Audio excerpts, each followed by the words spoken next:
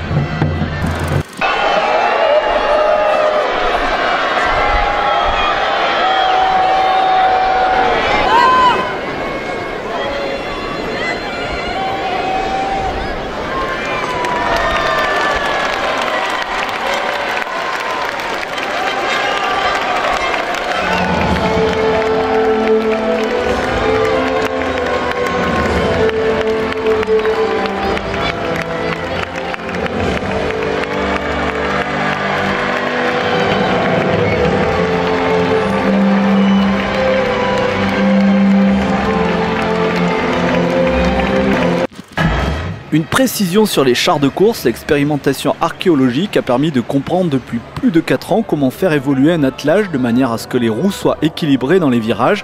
L'expérience s'aidant, les 2 chevaux de timon sont harnachés et menés par des guides de manière à rendre homogène la charge du gladiateur et du conducteur du char. Pour cela, les chevaux sont habitués pendant plusieurs mois à ce style de traction. Il faut savoir aussi que la piste des arènes d'Arles et de Nîmes sont nettement plus courtes que les cirques romains et ne permettent pas d'évoluer durant de longues minutes, même si sur le plan de la stabilité, l'adéquation reste parfaite.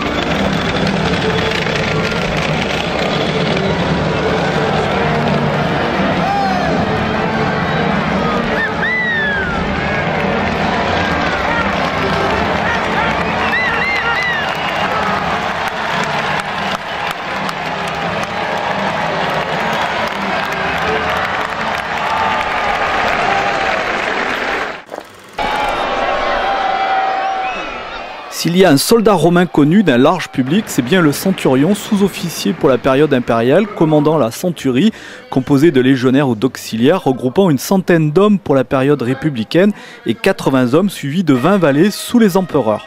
La présence des troupes militaires effectuant des exercices dans un amphithéâtre ne doit pas surprendre. Dans le cadre de représentations de spectacles guerriers, l'histoire raconte que le peuple pouvait assister à des exhibitions impliquant des légionnaires dans des reconstitutions de bataille. Le but avoué pour l'Empire était bien de montrer aux spectateurs la puissance d'une armée que nul ne devait contester.